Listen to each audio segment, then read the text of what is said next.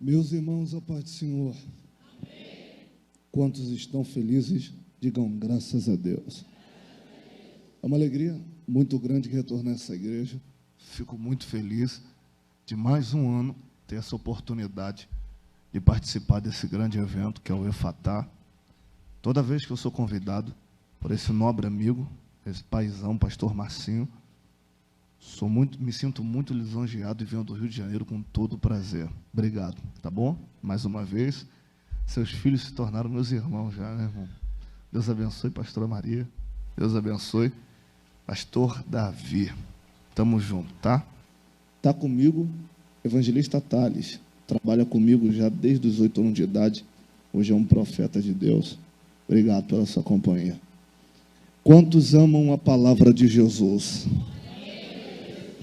Você que trouxe a Bíblia Sagrada, por gentileza, Atos dos Apóstolos, capítulo de número 27. Atos 27, versículo de número 21.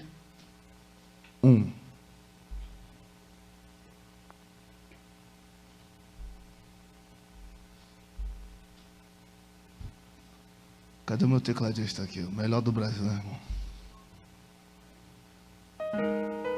Stringer. Aquele nível. Né? Atos 27, versículo 21, por gentileza. Localize.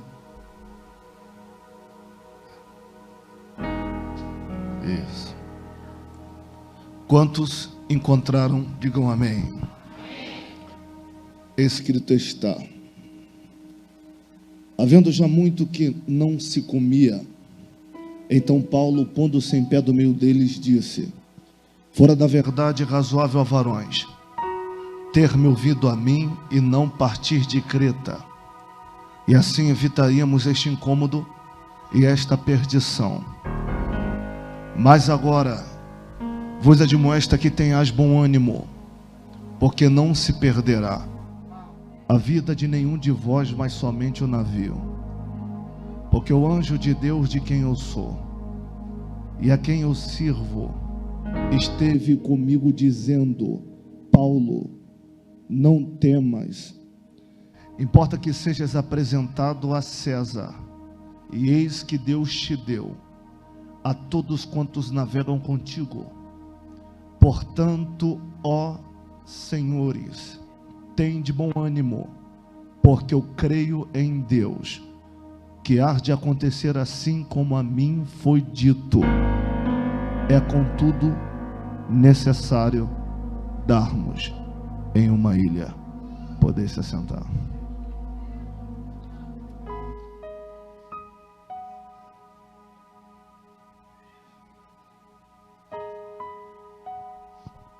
Queridos, eu sou apaixonado pelo Efatá, porque aqui estão os amantes de Bíblia no Brasil, né? Queria pedir, por gentileza, 20 minutos da sua atenção máxima para seguir a gente aplicar o que Deus tem para a gente. Quantos estão comigo, digam amém. O capítulo 27 do livro de Atos trata-se do ano 59 depois de Cristo, o período em que Paulo acabou de ser preso dentro de Jerusalém, e ao ser preso em Jerusalém vai ser levado para o Sinédrio para ser condenado. Talvez esse ano 59, capítulo de Atos 27, é uma das piores fases da vida de Paulo, pois ele está sendo julgado pelo Sinédrio, a cúpula religiosa que ele mesmo um dia pertenceu. O Sinédrio é composto por 72 cadeiras, somente 71 eram ocupadas. A cadeira central, que ficava entre Anás e Caifás, era purificada, pois representava Moisés e a lei, e ninguém se assentava nela. 71 líderes religiosos julgando Paulo, tentando apedrejar como Estevão ou crucificá-lo como Cristo. Mas só que nesta feita, o que está amargurando Paulo, mesmo com tudo que ele já passou, como ele mesmo escreveu em 2 Coríntios, na carta dolorosa, segundo N.T. White, a carta ensanguentada, que havia passado por fome, sede, frio, perigo de salteadores, tantas prisões e até açoite, 5 quarentenas de açoite. Mas esse período está sendo pior, porque ele foi formado na Universidade de Hillel, Para quem não sabe, dentro de Jerusalém existiam duas universidades judaicas. A primeira era de Chamaí, que era conhecido como Prisília, e a segunda era de Hilel, que era pai de Simeão, e Simeão era pai de Gamaliel. Gamaliel era neto do fundador da Universidade Judaica, que doutrinou Paulo em 18 anos, até ele se tornar um doutor da lei. Foi aos pés de Gamaliel que ele se dedicou em toda a lei judaica e virou mestre entre os mestres que estavam entre os fariseus, ao ponto dele mesmo escrever Gálatas 2,14, que na sua juventude ele excedia em judaísmo aos judeus da sua nação. E agora está sendo o período mais difícil, porque ele já esteve sentado em uma das 72 cadeiras para julgar, agora está sendo réu de julgamento e está olhando para os olhos daquele que ele mesmo cresceu se formando, querendo a sua cabeça, tentando o crucificar como Cristo ou apedrejar como Estevão. Mas só que Paulo sabe que o propósito de Cristo é que ele fosse parar em Roma. Então, como cidadão romano, ele apela para César. Na verdade, toda a terceira viagem de Paulo é uma viagem missionária a qual o Espírito Santo tem o preparado para a via dolorosa de seu ministério, em que ele ia para Roma e não iria voltar, pois ele já sabia o que lhe aguarda. Por isso que a terceira viagem missionária é uma repetição da primeira e da segunda, que ele passa pelas igrejas que ele havia fundado em toda a Ásia, aproximadamente 36 igrejas, consolidando os irmãos no Espírito Santo e recebendo as profecias dos profetas. Aonde Paulo passava na terceira viagem, o Espírito Santo começava a usar os profetas, dizendo que se ele fosse para Roma, ele ia morrer. E ele sabe o que lhe aguarda não era à toa, que ele vai consolidando os irmãos nas igrejas da Ásia, e entre as entrelinhas, depois das mensagens, ele não dizia que era um adeus, mas deixava um ar de despedida, para que todos entendam que nunca mais o veria. Então era normal. A partir do capítulo 21 de Atos, os anciões, os irmãos e os obreiros levar Paulo até o porto marítimo, à saída da cidade, e chorar com ele, porque sabiam que era a última vez que veriam o leão entre os apóstolos de perto. O próprio Espírito Santo está preparando ele para o que vai vir. Não foi à toa que na primeira e segunda viagem missionária, em quase 10 anos, o Espírito dele fez de tudo para que ele não chegasse em Roma. Não foi à toa que ele escreve Romanos 1,13, dizendo: Senhores, por diversas vezes eu tentei ir ter convosco, mas fui impedido pelo Senhor. Era como se o próprio Espírito dissesse: não vá, porque se você for, você morre. Se você for, você morre. Se você for, você morre. Mas na terceira viagem, parece que o Espírito Santo entra num contraponto, um paradoxo, porque há quase 10 anos mandando ele não ir para não morrer, e agora o Espírito que fala para ele não ir, está mandando ele se apresentar a César. Então ele sabe o que lhe aguarda. E Paulo, preparado para a via dolorosa de seu ministério, antes de ir para Jerusalém, ser preso e conduzido para Roma, para lá ser assassinado, pois ele sabia o que lhe aguardava, ele tem um último desejo. Qual é o último desejo de Paulo, pastor José? É conhecer a igreja de Cesareia de Filipe. Quem era Filipe? Filipe era um dos 7 diáconos, que foram ungidos pela mão dos 12 apóstolos. No ano 59, aproximadamente 4 diáconos haviam sido martirizados e 2 haviam desaparecido. Só Filipe ganhou ênfase no ministério, se tornando o pastor de Cesareia e o mais falado de toda a Ásia. Por que o pastor Filipe era o mais falado, pastor? Era simplesmente por ser o pastor da igreja de Cesareia? Não. Era por ele ser um exemplo como líder, também como pai. Porque Filipe ganhou fama, porque ele tinha 4 filhas que eram adultas e em propósito nunca encostaram em homens, eram virgens e profetisa, se resguardaram para o altar, e isso trouxe notoriedade em Cesareia, ao ponto da fama de Filipe chegar ao ouvido de Paulo, e no último desejo, Paulo tem o desejo de conhecer a igreja de Cesareia de Filipe.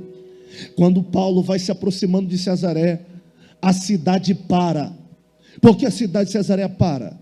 Os comércios fecham, os irmãos largam seus afazeres, porque o sonho de toda a Cesareia era conhecer o leão entre os apóstolos de perto, porque o máximo que os irmãos de Cesareia conheciam Paulo era pelas famas das aventuras, das prisões, das pedradas, dos milagres, como os milagres de Dorcas, de como ele passava pelas aflições, pelos desertos, fome, sede e frio. E o mais próximo que os irmãos de Cesareia tinham de Paulo eram as cartas lidas pelas vozes dos obreiros, sabendo que a palavra era dele, mas sem saber a tonalidade de voz, porque a gente está falando de uma era que não existe rede social. É uma era que não tinha como saber quem ele era, tonalidade de voz, não sabia como era a cor. Hoje, se você quiser conhecer um pregador, um cantor, é só você botar na rede social. Você vai conhecer a tonalidade de voz, a cor da pele, o jeito de andar, como ele se veste. Não é à toa que tem gente que se veste e fala como pregador sem nunca ter o visto pessoalmente, se veste igual a ele, por causa da rede social. Mas naquela época só conheciam Paulo pelas cartas lidas pela voz dos obreiros. Então o sonho de todos era conhecer a lenda viva conhecida como Paulo. Paulo, quando chega em Cesareia, ele é tratado feito um príncipe. Pela primeira vez ele se sente em casa. As 4 filhas de Filipe tratam Paulo humanamente na recepção. Uma cuida do dormitório, outra cuida das enfermidades, auxiliando Lucas nas feridas e nas chagas que ele carregava no corpo. Outra cuidava da estadia, e Paulo se sentia, pela primeira vez, ele está se sentindo em paz. Mas parece que a vida com Deus é um paradoxo. Quando está tudo indo bom demais, é para preparar que vai ficar ruim. Paulo se sentindo em casa, do nada, o Espírito Santo vai até Jerusalém na mente de um profeta conhecido como Ágabo, e diz: Ágabo, vai a Cesareia de Filipe e diz para ele, para Paulo, que se ele vir para Jerusalém, ele vai ser preso pelos judeus, entregue na mão dos gentis e vai morrer. O que me confronta é porque Jesus tem que dar profecia de morte logo na mente de Ágabo. Quem era Ágabo, pastor José? No capítulo 11, verso 28 de Atos dos Apóstolos, Ágabo havia profetizado uma fome no mundo, e essa fome trouxe escassez de pão, cevada e água. O PIB financeiro do mundo caiu pior do que o dia de José no período do Egito. E por causa dessa profecia de fome, Ágabo ficou conhecido como Elias entre os profetas, ou o terror de todos os profetas. Olha como Deus é estrategista. Deus dá uma profecia de peso na boca de quem tem peso para falar. E diz: Ágabo, vai até Cesareia, e quando você encontrar Paulo, diga para ele que se ele vir para Jerusalém, os judeus vão prender ele. Ele vai ser levado, entregue na mão dos gentis e vai morrer. Ágabo pega o bordão de profeta e caminha 38 quilômetros até Cesareia. Quando ele chega no meio do deserto, entrando na porta de Cesareia, os irmãos perguntam para ele: é de paz a sua vinda, profeta? Ele responde: aonde está Paulo? Sabe por que você não deu glória? Porque eu não expliquei, e eu vou tentar explicar de novo. Não é uma época de rede social. Não tinha cartaz de divulgação divulgando que Paulo vai estar pregando no Efatá. Não tem divulgação dizendo que ele vai viajar do Rio até Carapicuíba para pregar. Não tem ninguém esperando alguém chegar de longe para dizer: Paulo está aí. Não tem como. E outra, quando Paulo estava dentro de uma cidade, o nome dele não podia ser divulgado. Por que não, pastor? Porque César havia liberado centenas de centuriões à caça de Paulo para matar ele. Um centurião comanda um centúrio, e um centúrio são 100 homens. São centenas de centuriões, cada um comandando 100. Centenas vezes 100, milhares. São milhares de soldados romanos com a espada afiada à caça de Paulo. Se alguém denunciasse dizendo que Paulo estava em César, ou melhor, em Cesareia, ia haver uma guerra mundial contra Cesareia, e sangue de muita gente inocente ia cair no chão, porque os irmãos de Cesareia estariam abrigando um foragido da justiça. Então, se o nome dele está em Cesareia, não pode sair de lá. Ninguém tirou o nome de Paulo de Cesareia. Aí vem do nada um profeta, para na porta da cidade. Alguém pergunta para ele: é de paz a tua vinda? Ele responde: aonde está Paulo?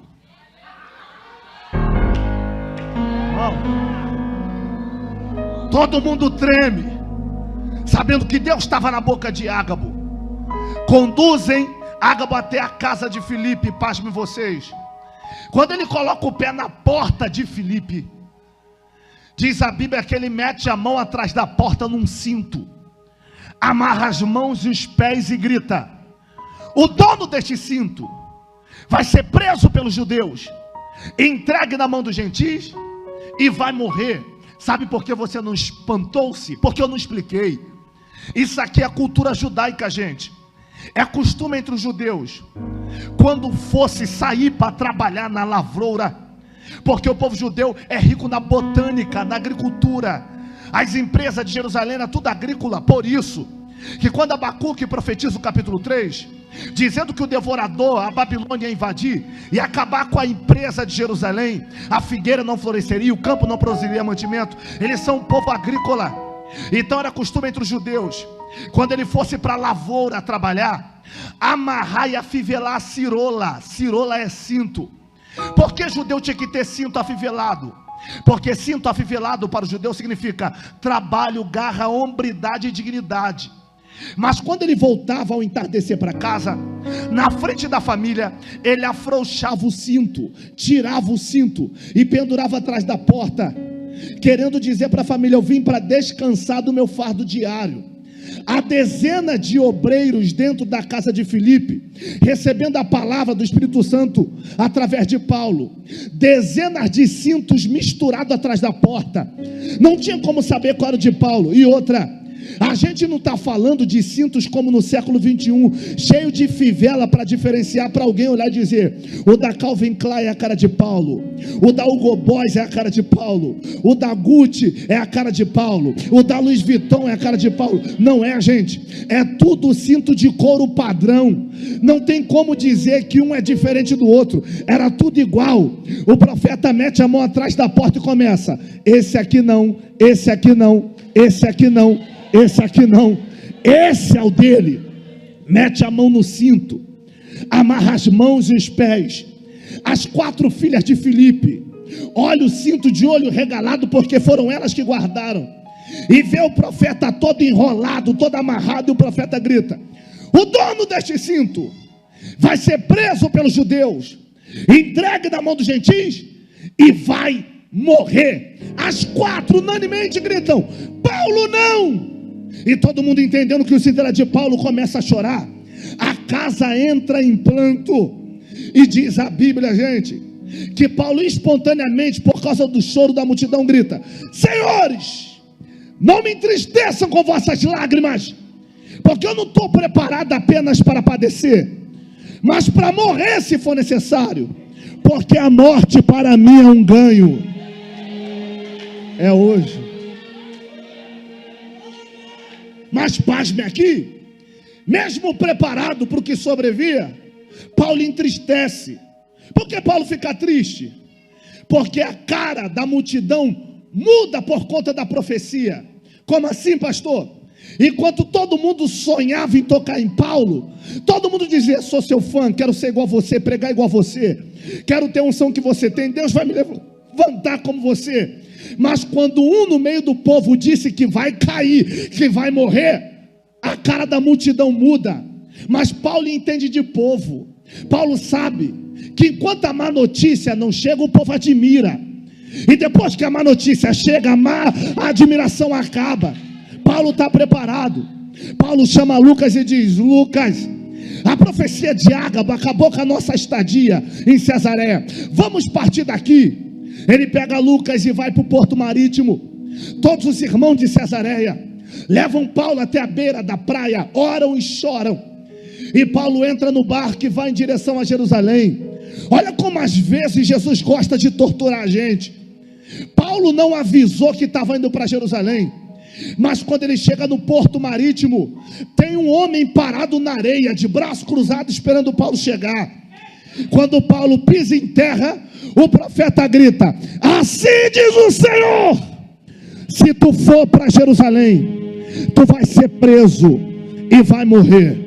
Gente, 2 profecias de morte em menos de 24 horas. Paulo, sabendo o que lhe aguardava, ele respira fundo e prossegue viagem. E chegando em Jerusalém, mesmo de cabeça raspada em propósito, é reconhecido pela cúpula judaica. Prenderam ele, levaram para o sinédrio, estão julgando ele para o lhe apedrejar como Estevão, ou crucificar como Cristo. Mas só que ele é cidadão romano. porque ele nasceu em Tarso, na Cilícia. Os pais dele enriqueceram com a fabricação do silício. O que é o silício? O silício era as lãs negras das ovelhas negras que pastavam sobre as montanhas de Tauros. Os pais dele, como benjamita, colocaram o nome dele de Saulo para mostrar que era de Benjamim, mas cresceram em Tarso, na Cilícia, como fabricador de tendas. Então eles compraram por grande valia a cidadania de Paulo. Então, como ele é cidadão romano, ele diz: eu apelo para César. E os judeus não querem problema com Roma, porque o poder bélico de Roma, herdado para Alexandre o Grande, é o maior poder do mundo, como se fosse a Rússia hoje. Ninguém tenta. Então entregam ele para César, dão ele na mão de Júlio, centurião da corte augusta. Júlio, sabendo o homem de Deus que Paulo era, faz de Paulo um prisioneiro livre, o único prisioneiro que toda vez que o barco parava no porto, podia ser levado para a casa dos irmãos para ser tratado. Até que o texto diz que quando eles chegam em Creta, Paulo estando doente e de jejum, isso aqui me confronta na chamada. Ele estava doente de jejum, doente de... Gente, doente de... Vem cá, alguém doente pode ficar sem comer? Pode. E se o cara não pode ficar sem comer, porque ele está tendo ou que ficar de jejum pela vida dos outros, sem ter saúde para se manter? É porque a vida de crente é assim. Para a gente manter os outros, a gente sofre. E mesmo sem disposição para ficar de pé, tem que se manter de pé para não manter gente caída. Mas só que ele entende de propósito. Na madrugada, o Espírito Santo invade a mente de Paulo e diz: Paulo, avisa ao capitão que é para a gente não sair de Creta, porque se sair daqui, vai vir uma tempestade que vai destruir a embarcação e vai causar danos para a nossa saúde. O Paulo chama o centurião Júlio e diz: Júlio, avisa o capitão que não é para a gente partir de Creta, porque se sairmos daqui, vai ter uma tempestade que vai causar dano para a nossa saúde e vai destruir a embarcação. Quando o Júlio bate na cabine do capitão e diz: tem um profeta no barco que disse que não é para a gente sair de Creta, porque está para vir uma tempestade que vai destruir a embarcação e a nossa saúde. Sabe qual é a resposta do capitão? Quem é ele para falar da minha embarcação? Eu estou acostumado a viajar nesse ano, nesse mês, nesse dia, nesse horário. Conheço o barco na palma das minhas mãos. Podemos prosseguir viagem. E diz o texto que Júlio acreditava mais no capitão pela experiência do que em Paulo pela profecia. E o problema começa aqui. Aonde? Quando a gente acha que nossa experiência de vida vale mais do que a palavra de Deus. Quando a gente acha que tudo que a gente viveu na vida vale mais do que conselho de Deus na boca dos outros. E quem não ouve conselho, ouve coitado. O capitão achava que mandava em tudo só pela experiência e pela credencial. Ele diz: prossigamos de viagem. Até que a Bíblia diz que costeando Quínido. Costeando o que, gente? Vamos lá, costeando o que? Quínido. Sobrevém sobre eles um pé de vento conhecido como Euroaquilão. Repita: Euroaquilão. Eu começo a pregar agora. Repita: Euroaquilão. Que Euroaquilão é esse, pastor? O termo Euroaquilão vem do grego evraquilon. E evraquilon significa vento que bate em dois lados. Vento que bate quantos lados? Pastor, o que é um Euroaquilão? Deixa eu literalizar para você. O Euroaquilão é uma bolsa de ar quente que vem do deserto. Quando o ar quente perde o curso do mar, invade do deserto e invade o mar, ele bate com uma engeada fria na atmosfera. E quando a bolsa de ar quente bate com o ar frio e dá um choque térmico na atmosfera, gera algumas anomalias. A primeira anomalia: o dia enegrece por causa das nuvens, e estando de dia parece que está de noite. Segunda anomalia: a neblina desce e os varões não se enxergam um palmo. Terceira anomalia: os ventos ficam fortes. Enquanto o vento está forte, não é o problema. O problema começa aqui. Aonde, pastor? Quando o golpe de ar quente bate com o ar frio, dá um choque térmico na atmosfera e forma um redemoinho. Quando esse redemoinho encosta na água, para os americanos é reconhecido como um tsunami. mas para os gregos é chamado de Euraquilão. Quando o redemoinho encosta na água, levanta duas ondas de 14 metros, segundo John Bright, uma do lado direito, uma do lado esquerdo, que cerca o barco e bate nele ao mesmo tempo. E toda a embarcação, seja da vida ou marítima, ela sustenta a pancada de um lado só. Quando você bate na direita, a esquerda sustenta. Quando você bate na esquerda, a direita sustenta. Quando você bate na frente, a retaguarda sustenta. Mas de dois lados ao mesmo tempo, gente, não é para qualquer um. Vou repetir: de dois lados ao mesmo tempo, não é para qualquer um. As duas ondas da direita e da esquerda cercam o barco e bate no mesmo tempo, ao ponto do casco rachar. Quando o casco racha, os marinheiros, percebendo que o barco está à beira de virar, descem no porão para tentar evacuar a água. John Bright diz que a cada 30 minutos de tempestade, 2 metros d'água invadiam um barco. 1 hora de tempestade, 4 metros d'água invadiam um barco, até que perde-se os lemes, perde-se o batel. O marinheiro olha para o outro e diz: já era, vamos todos morrer. Os marinheiros batem na cabine do capitão e diz: capitão, perdemos os lemes, perdemos bombordos, o porão está cheio d'água, daqui a pouco o barco vira e todos iremos morrer. Sabe o que o capitão faz? O que, pastor? Para se omitir do naufrágio, ele começa a anunciar o naufrágio por classes. Pastor, por que ele tenta se omitir do naufrágio? Porque sofre na mente do capitão o tribunal da consciência. Porque o tribunal da consciência bate nele? Porque algumas horas atrás o profeta disse: não saia de Creta, vamos ficar aqui, vai ter tempestade. Mas ele achou que a experiência dele valia mais do que a palavra de Deus. Agora a consciência dele está gritando: porque tu não ouviu, cara? Tu achou que era o sabidão, tu achou que sabia de tudo. Agora o barco vai perecer por causa da sua displicência. E o que o capitão faz? Vai anunciar o naufrágio por classes para ser omitido o naufrágio. O capitão chama os tenentes e grita: tenentes, se preparem porque vamos morrer. Os tenentes chamam os sargentos e gritam: sargentos, se preparem porque vamos morrer. Os sargentos chamam os cabos e gritam: cabos, se preparem porque vamos morrer. Os cabos chamam os marinheiros e gritam: marinheiros, se preparem porque vamos morrer. Os marinheiros chamam os prisioneiros e gritam: prisioneiros, se preparem porque vamos morrer. Os prisioneiros chacoalham Paulo na oração, grita: Paulo, para de orar, porque vamos morrer. Paulo se levanta sozinho, no meio de 275 tripulantes, e grita: aqui dentro ninguém morre. Você não pegou e eu vou repetir. Capitão chama tenente e diz: morremos. Tenente chama sargento e grita: morremos. Sargento chama cabos e grita: morremos. Cabos chama marinheiros e grita: morremos. Marinheiros chama os prisioneiros e grita: morremos. Mas quando os prisioneiros vai chamar Paulo na oração, grita: Paulo, para de orar porque morremos. Paulo se levanta sozinho, fica de pé no meio de 275 tripulantes e grita: aqui dentro ninguém morre. Já que 3 pessoas pegaram de pé, eu vou literar isso aqui, que isso aqui vai virar uma panela de pressão hoje.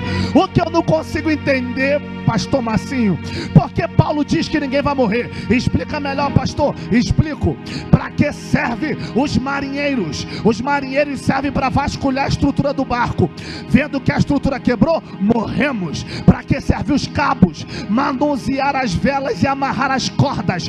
Vendo que as cordas e as velas arrebentaram, morremos. Para que serve os sargentos? Organizar a tripulação. Vendo que não tem organização, morremos. Para que serve os tenentes? Para levar relatório do barco para o capitão. Não tem relatório, morremos. Para que serve o capitão? Para conduzir o barco, e o barco está virando, morremos. O que eu não consigo entender é se quem tem experiência no barco, se formou na embarcação, está dizendo que morreu. O que um fabricador de tendas que não entende de barco só entende de linha, de tricô e de agulha. Está dizendo que ninguém vai morrer.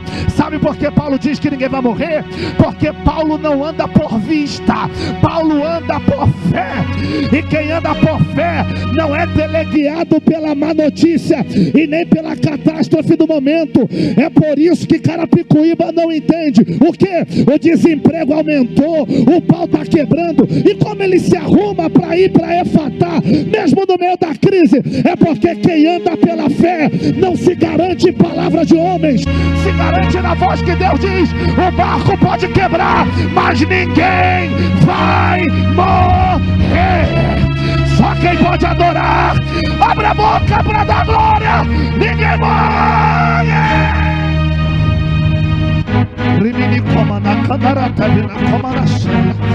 É hoje. Segura a mão de alguém, segura a mão e diga para esse alguém: fica tranquilo. O caos do momento não determina a palavra de Deus a respeito da tua vida. Diga: tranquiliza. A dor do momento não significa que a palavra de Deus vai falhar. Se ele nunca falhou, não é hoje que ele vai falhar. Ele vai entrar no barco, que a palavra é: ninguém morre. Calma, calma. Pastora Marta, Pastor Marcinho, porque Paulo se levanta na embarcação e diz que ninguém vai morrer? Sabe por que Paulo, vocês que me assistem de casa, se levanta e diz que ninguém vai morrer? Por que, pastor José? Porque Atos 27 foi escrito no ano 59 depois de Cristo. No ano 50 aí? Mas só que no ano 55, 4 anos antes, quantos anos antes? Paulo foi preso em Éfeso, dentro de uma gruta fria. Foi a pior prisão da vida de Paulo, ao ponto de Paulo escrever 2 Coríntios capítulo 1, dizendo: senhores, não esqueçam da minha aflição na Ásia, em Éfeso. Eu sofri tanto ao ponto de pedir para morrer.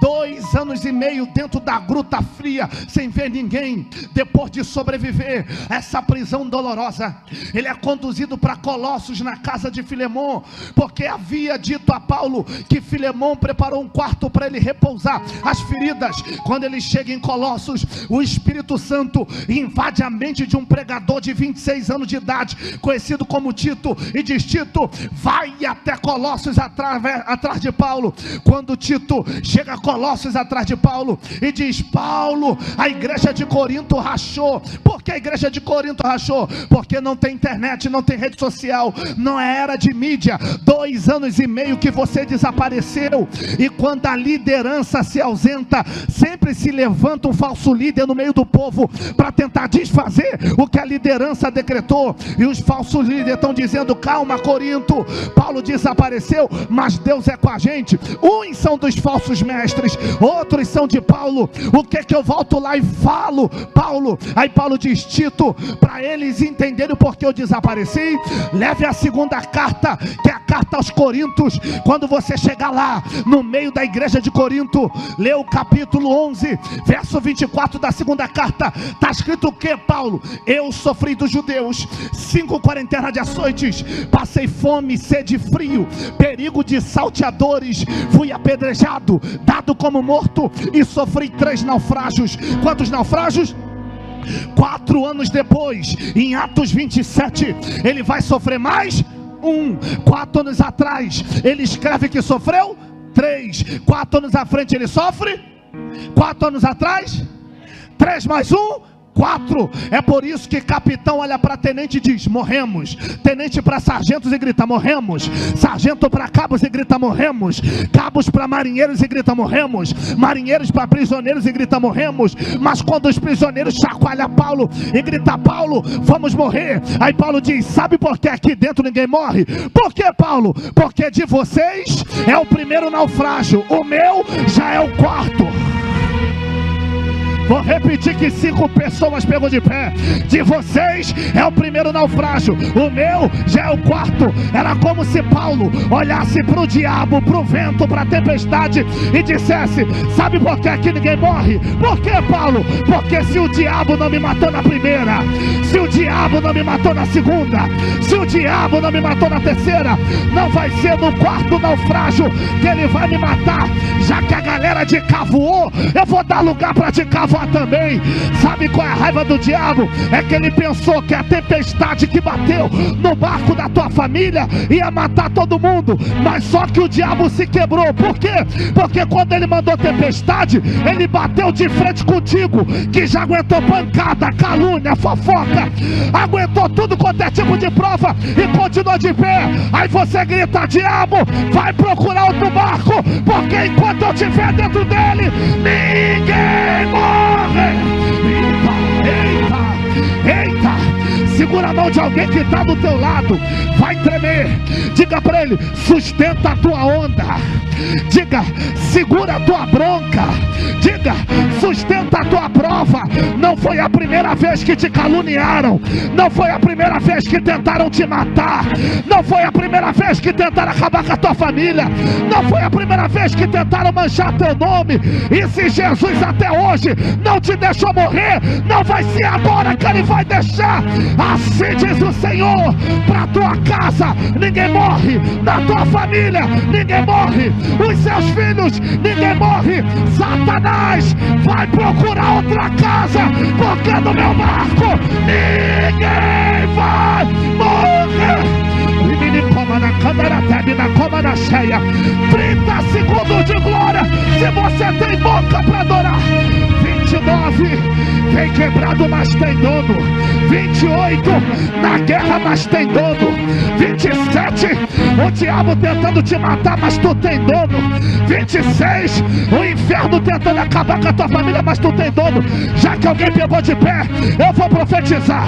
22, no lugar da vergonha, Deus vai te dar dupla honra. 21, 1000 cairão ao teu lado, 10.000 à tua direita, mas você não vai ser atingido. 20, a glória da última casa vai ser maior do que a primeira. 19, toda ferramenta preparada contra ti não prosperará. 18, envergonhados e confundidos vai ser quem se levantar contra ti. Assim diz o Senhor: a casa de Satanás acabou de cair. Olha o livramento, olha o livramento, olha o livramento. Pega, pega, pega, pega, pega, pega. Ninguém morre. Enquanto eu prego, pastor Marcinho, eu estou vendo 7 caixões explodindo. E eu perguntava a Jesus: que 7 caixões são esses? Jesus acabou de me dizer: o espírito da morte pensou que ia fazer roça, mas por causa do Efatá, quem ia morrer não vai morrer mais. Olha o renovo, olha o livramento. Pega, pega, pega, pega, pega, pega, pega, pega, pega, pega.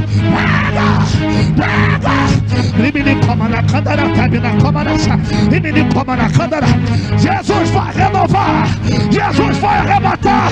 Diabo, bota em retirada.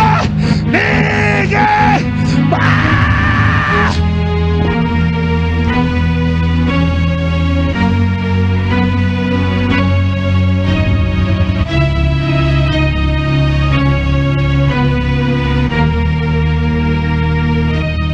comanda Rama.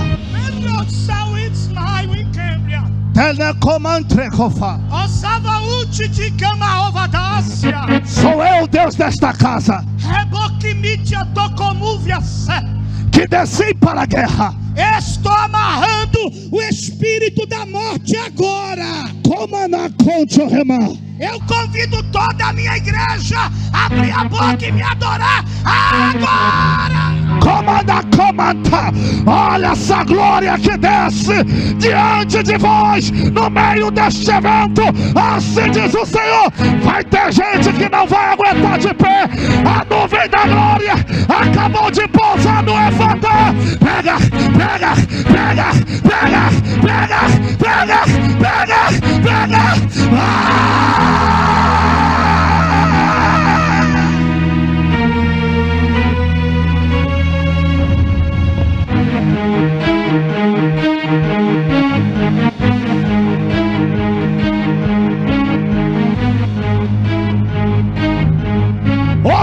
descendo do céu resistência para livrar tua casa.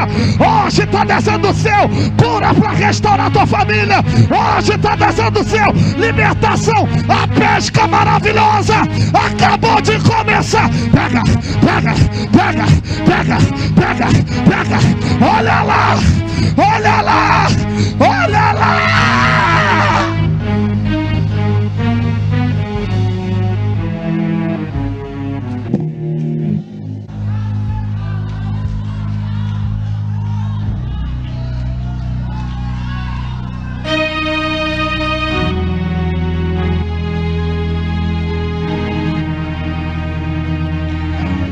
Eu já vou voltar a pregar, mais um minuto para você adorar que Ele está curando aqui. Um minuto.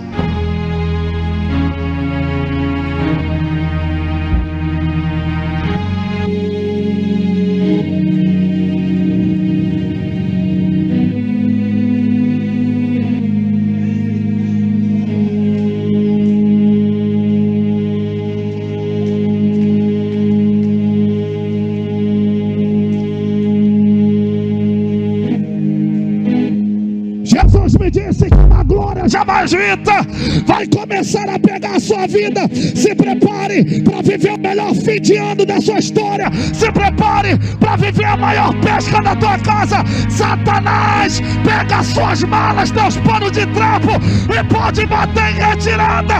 Assim diz o Senhor: a glória da segunda casa vai ser maior do que a primeira. Só quem recebe, abre a boca.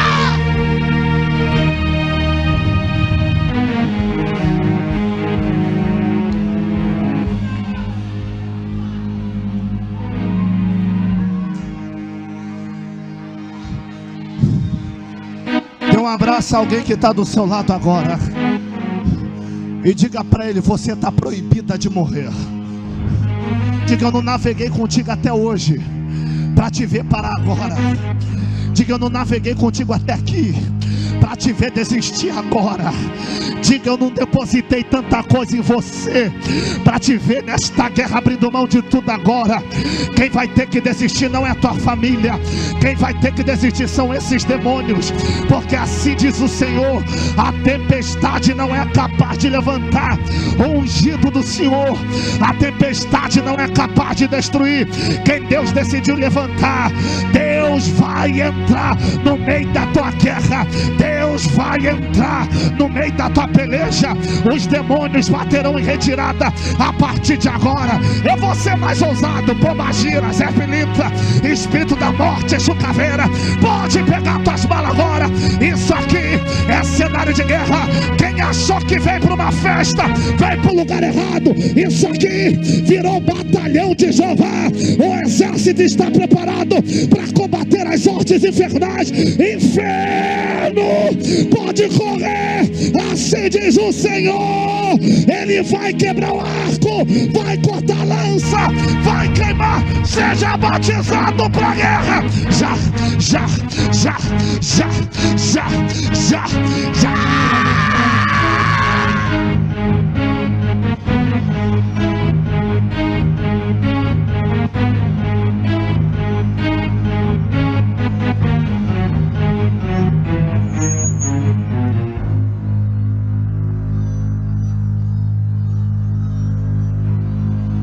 Já vou voltar a pregar, vai.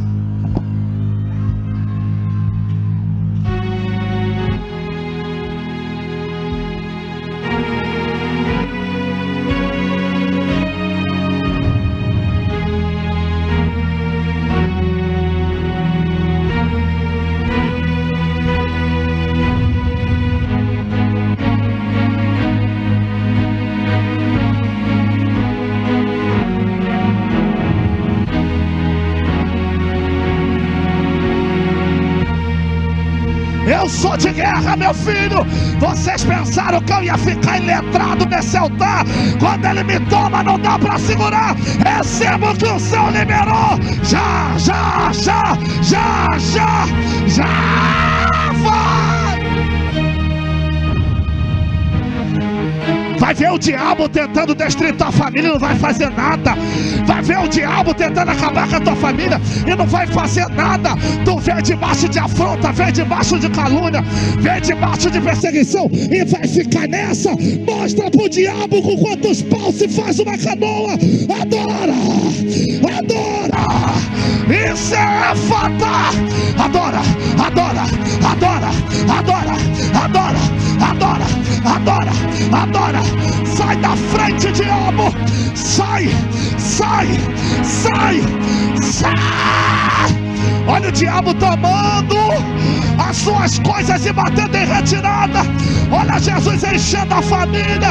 Pode pegar tudo que é teu, demônio, e vai embora. Vai embora.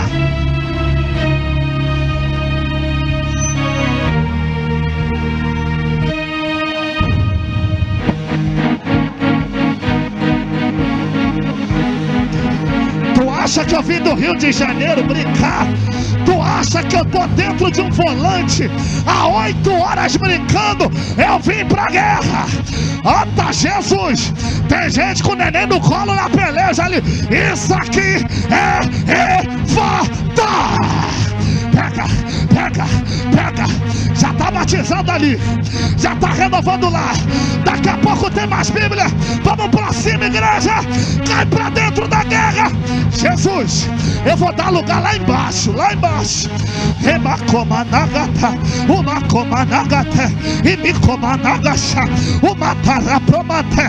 E me comanacandarate. E me comanacha. E me comanaha. Oh, inferno. Aonde está o teu aguilhão? Ó morte, cadê tua vitória? Jesus desceu da Efatá pra guerra, pra guerra, pra guerra, pra guerra, pra guerra, pra guerra, pra guerra, pra guerra, pra guerra, pra guerra, pra guerra, pra guerra, pra guerra, pra guerra, pra guerra. Pastor Massinho, põe a mão nesse cantor aí. Põe a mão, põe a mão. Ele está sofrendo por causa do sonho. E o diabo disse: ele vai frustrar, mas eu fecho a porta dos homens para abrir a porta do céu. A tua pensou que não ia chegar muito longe, mas eu, Senhor, te digo: abra as nações para ti. O inferno perdeu. Eu te farei grande na face da terra. Receba a minha glória. Bota ele de pé, bota ele de pé. Deus me disse: a unção do ministério eu entrego na tua vida. Você nunca mais vai ser o mesmo. Receba já, já, já, já. Só quem pode adorar, só quem pode adorar, só quem pode adorar, só quem pode adorar, só quem pode adorar, quem pode adorar, quem pode adorar.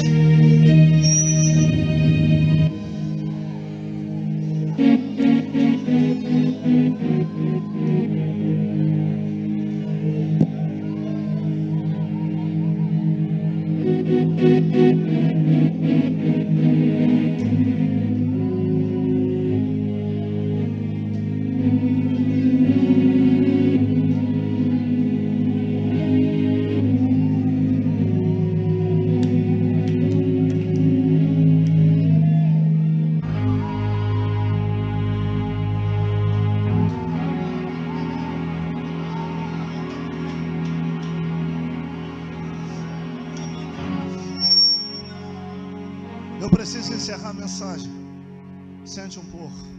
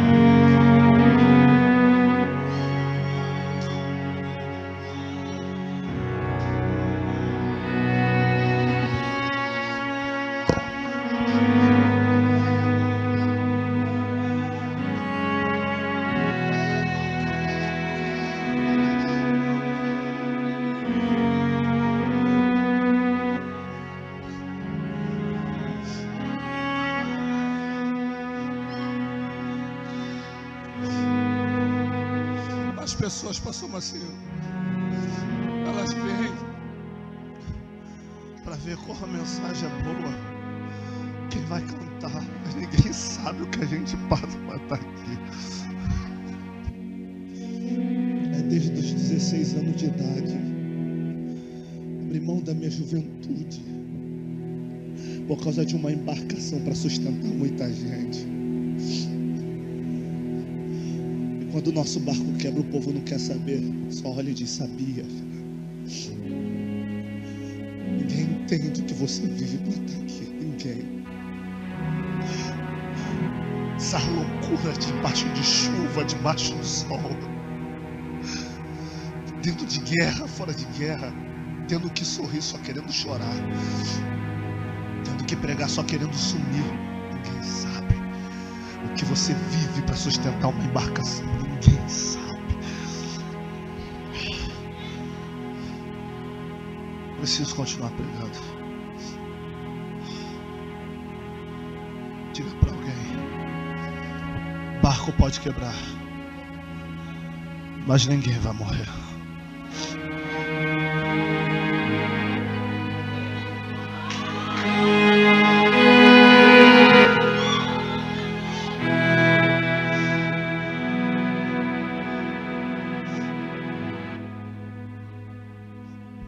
Sabe o que me confronta? É que Atos 27 é um naufrágio público que Paulo está afundando com 275 tripulantes. 270 aí? Mas só que 4 anos atrás foi Paulo que escreveu que sofreu 3 naufrágios. Ele escreveu que sofreu quantos naufrágios? Gente, se foi Lucas que escreveu Atos, e Lucas está acompanhando Paulo o tempo todo, porque Lucas perdeu a pérola de somar 3 mais 1? Lucas é tão detalhista que ele, na visão do médico cirurgião, ele é o único que fala que Jesus sangra no Getsemane. Isso é uma enfermidade, uma hemorragia que se descobriu na Inglaterra em 1982, conhecida como hematidrose, quando as glândulas capilares sangram para que o mesmo não sofra de falta de oxigênio no sangue, seu cérebro não exploda. Deus teve que enviar um anjo para consolar, para ele não morrer. Só Lucas fala disso.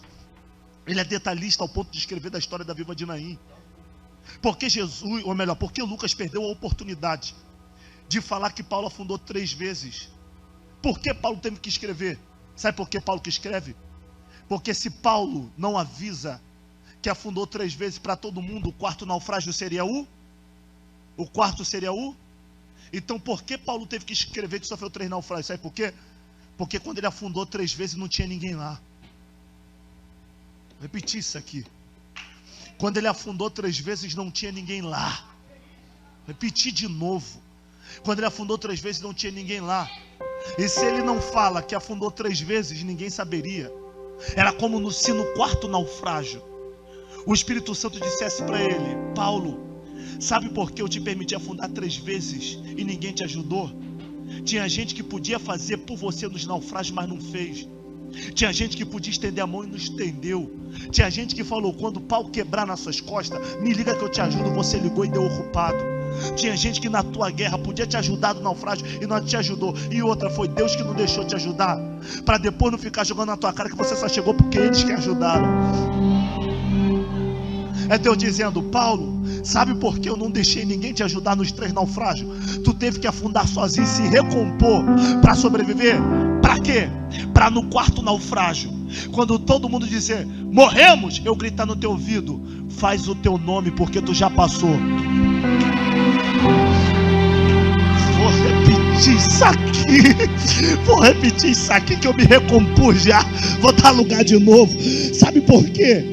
Ninguém ajudou ele nos 3. Foi para no quarto naufrágio Jesus olhar para ele e dizer para ele: agora entende porque eu te fiz afundar 3 vezes e ninguém te ajudou? Para no desespero de todo mundo eu gritar no teu ouvido: faz o teu nome, que tu sustentou 3, tu vai sustentar 4 junto com eles. Essa é a raiva do diabo. Por quê?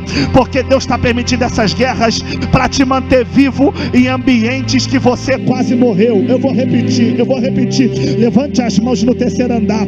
Sabe por que Deus está te permitindo passar por tantos naufrágios? Ninguém te ligar, ninguém te ajudar, ninguém te abraçar. É para te dar estrutura, para tu manter pessoas em ambientes que você quase morreu, em cenários que você quase caiu. Como assim, pastor? Porque só pode falar de lágrimas quem sabe o que é chorar. Só pode... Alguém pegou de pé. Só pode falar de dor quem sabe o que é ser ferido. Só pode falar de perca quem já perdeu. É por isso que o diabo tá doido para te tirar do barco. Por quê? Porque tu tem tanta pancada nas costas que tá calejado, e de tanto apanhar não dói mais. E a raiva do diabo é essa: se ela continuar no barco, ela vai ser a força do barco para continuar de pé com a família dela. Eu vou ter que falar. A raiva do diabo é essa. Qual? É que perderam coisas, mas não se perderam pessoas. É que perderam coisas, mas não se perderam pessoas. Eu vou repetir, pastor Marcinho: perderam coisas, mas não se perdeu pessoas. Pastor, como assim? Deus disse: o barco vai quebrar e ninguém vai morrer. A importância do evangelho não é preservar coisas, é preservar pessoas. Vem cá, pastor Marcinho, fica de pé, pastora Marta, fica de pé. Quem está de pé continua. Maria, pastora Maria, fica de pé. Quem está de pé continua. Quem não está pode ficar sentado. Sabe qual é a raiva do diabo? A raiva do diabo não é ver o Senhor de Corolla andando sozinho na rua. A raiva do diabo é ver você de ônibus com a Maria, dizendo: eu posso não ter carro, mas eu tenho você do meu lado. Aleluia, aleluia. A raiva do diabo não é ver você com a igreja lotada, não. A raiva do diabo é ver alguém te colocar para fora da igreja e você dizer: eu perdi tudo, mas eu não perdi você. A glória a Deus. A raiva do diabo é essa: é que o pau quebrou, o barco quebrou, mas você está gritando: eu e a minha casa servimos ao Senhor. Perderam-se coisas, mas não perdeu pessoas. Diga para alguém que está do teu lado: eu posso perder casa, posso perder carro, o que eu não posso perder é você. Você eu não vou perder. A raiva do diabo é essa: com emprego ou desempregado, você tem quem te ama do teu lado. O barco quebrou, mas ninguém morre, mas ninguém morre, mas ninguém morre. Diga para alguém que está do seu lado, diga para alguém: a gente vai chegar em Roma juntos. A gente vai chegar em Roma juntos. Sabe qual é a raiva do diabo, pastor? Qual? É que Paulo não é materialista. É por isso que a gente sofre na guerra. Já que esse casal está de pé comigo, sabe por que a gente sofre na guerra? Porque nós somos muito materialistas. Quer ver? Quando Paulo foi preso, ele começou no barco de Alexandria. No barco de Alexandria, um barco bonito, moldado, pintado, com as velas pintadas à mão.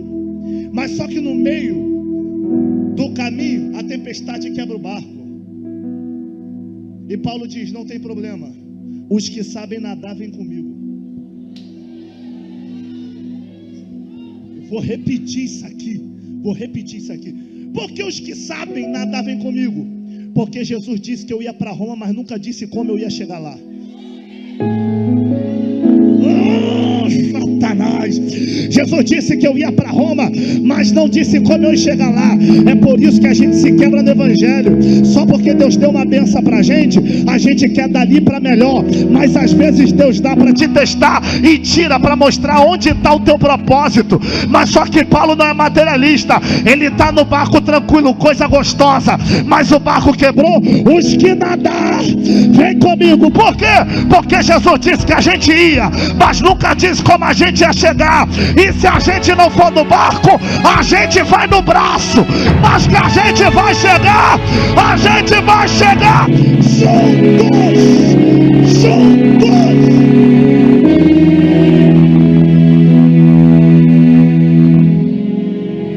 Senta aí um minuto que eu encerro.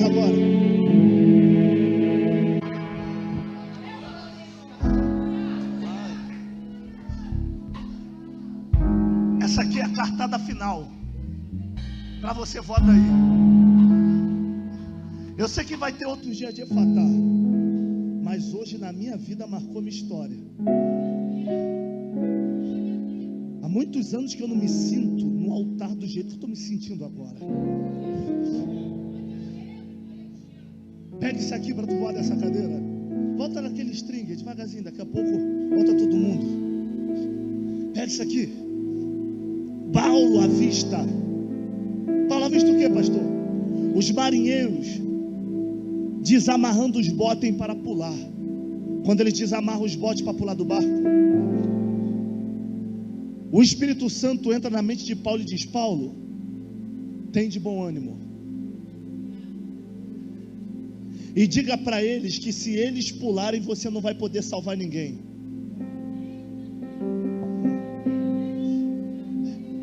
Eles não vão preparar para isso. Eles não estão preparados para o que eu vou entregar agora, pastor Maria. Diga, Paulo, que se eles pularem, você não vai salvar ninguém. Gente, Paulo está doente no barco. Ele está o quê? E mesmo doente está de jejum. E na tempestade ele pega o pão, parte da graça.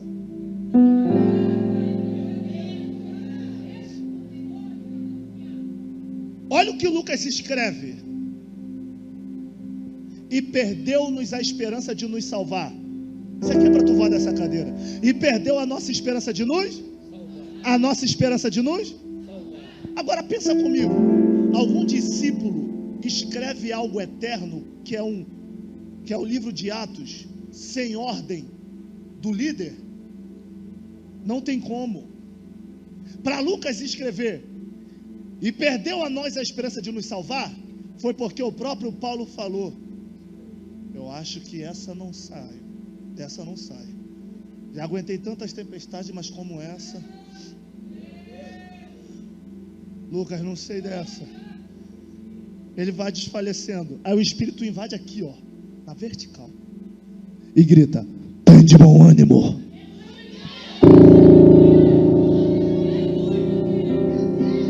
Quando Paulo levanta, vem cá, pastor, fica de pé, pastor Marcinho. Quando Paulo levanta, fica no meio aqui,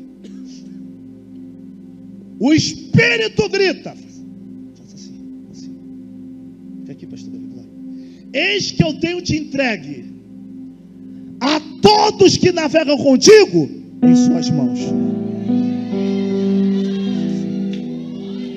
Eis que eu tenho te entregue a todos que navegam contigo nas tuas mãos. A todos que navegam contigo Nas tuas mãos. Não pare. Como assim, Senhor? Paulo, se um pular do teu barco, menos um não acreditou em você porque não quis. Se dois pularem do teu barco, menos dois não acreditou na chamada que te confiei porque não quis. Se três pularem do teu barco, menos três não acreditaram no que eu entreguei em vossas mãos porque não quis. Mas se você pular do barco, menos 275. É Deus dizendo: pule quem quiser, quem não pode pular é você. Desvia quem quiser, quem não pode desviar é você. Saia da tua vida quem quiser, quem não pode abandonar você. A tua insistência mantenha a sobrevivência de quem navega contigo, para tu arredar o pé desse chão. Tu acha que você está de pé por causa de quê? É Deus te sustentando para você sustentar a tua família. Como assim, pastor? Tu acha que teu filho está vivo porque ele é bom? Ele só está vivo porque você não pulou do barco. Tu acha que teu casamento não acabou porque ele é o melhor? Ele só não acabou porque você não pulou do barco. Tu acha que essa igreja, pastor Macio, não fechou por quê? Porque você não pulou do barco. Eu te sustento para sustentar a minha igreja. Assim diz o Senhor. Quem recebe, quem recebe, quem recebe. Isso é Efatá. Abra a boca, abra a boca. De pé, de pé. Acabou meu tempo. Aleluia.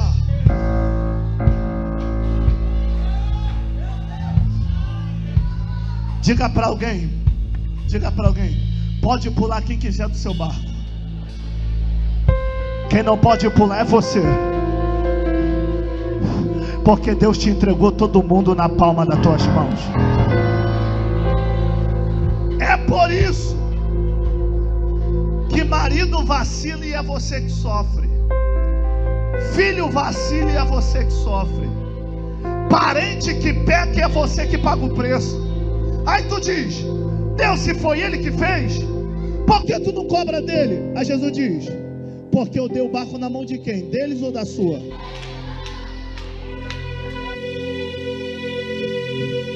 Vou repetir. Ai. Eu queria uma mulher. Abraça ela aí, abraça essa irmã aí. É você, fica ligada ali, ó. Essa pessoa exclui. Essa irmã. Abrace ela, ora por ela. Isso, por ela. E diga: você está proibida de pular. Ora por ela. É por isso que marido que vacila e você que sofre. Aí tu diz: cobra dele, cobra dela. Aí Deus diz: mas foi para quem que eu entreguei o barco? Foi para quem que eu entreguei a casa? Foi para ele ou para você? Para mim. Então não me pede cobrar dele. Se eu tenho responsabilidade é contigo e não com ele. O que eu tenho que fazer, eu vou fazer contigo. Só quem pode adorar, só quem pode adorar, só quem pode adorar. É por isso que hoje Deus vai afiar a espada de autoridade que Ele deu nas tuas mãos. E quando você chegar em casa, tu vai dizer: vamos voltar para a linha, que a casa quem me deu foi Deus. E se você ficar de qualquer jeito aqui, quem vai ficar doente sou eu. Quem vai pagar o pato sou eu. Ou você entra na brecha, ou eu vou puxar as rédeas, porque quem me deu essa casa foi Deus. Sai, diabo, a autoridade ainda é minha. É minha. Ai, só quem pode adorar. Só quem pode adorar. Isso é Efatá, pastor Baixinho. Quem pode. Olha lá, olha lá, olha lá. Olha lá.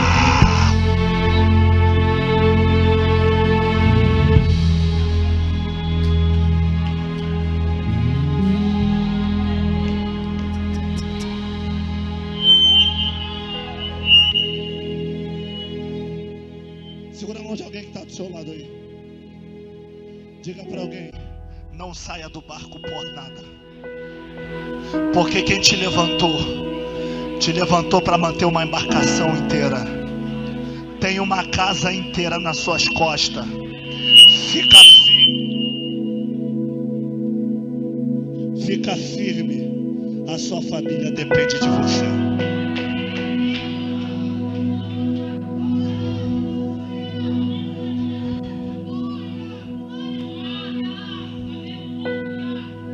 Antes de eu entregar o microfone aqui de direito, Jesus me diz, pastor, assim, que tem uns Paulos aqui que se esconderam porque se afastaram. E Deus hoje está dizendo: é por isso que tu está vendo a casa ruindo, porque você pulou do barco. O Senhor disse: pula quem quiser, quem não pode pular é você. E você que não era para pular, pulou. Cadê a primeira vida afastada? Sai do teu lugar e venha para cá agora. Agora. Você que se afastou, saia do seu lugar agora. O inferno não vai ter poder sobre a sua casa e sua vida nunca mais. Continue de pé que eu quero orar por você. Eu quero orar. Eu vou orar agora, mas eu tenho que fazer esse apelo. Depois de um culto poderoso como esse. Tem a mão? Vem então, você que está afastada. Tem alguém? Você está afastada, moça? Ou não? A de trás. Quem está afastado, levanta a mão. Tem alguém afastado? Não tem? Você, moça, sabe a guerra que você está vivendo e ainda continua aí? Rompe essa multidão. Enquanto Jesus vai trabalhando na sua família a cada passo que você dá daí para cá. Venha, venha. Você pode aplaudir a Jesus?